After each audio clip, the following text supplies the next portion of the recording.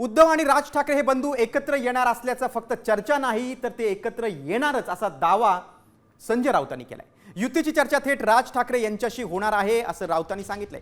तर सकारात्मक आहोत, बोलून युती होत नाही असा टोला मनसेचे नेते संदीप देशपांडेंनी लगावलाय।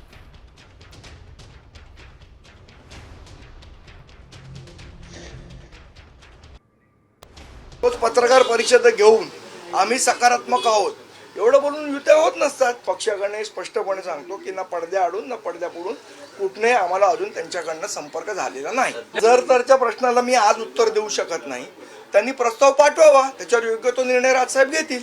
आता पडदा उघडायला वेळ आहे ना, पडदा योग्य वेळी उघडला जाईल आणि तुम्हाला संपूर्ण जे चित्र ते स्पष्ट होईल। आणि मी वारंवार सांगितलेलं आहे की उद्धव ठाकरे साहेबांकडून या सगळ्या प्रक्रियेला नक्कीच एक मान्यता आहे, सकारात्मक अशी भूमिका आहे।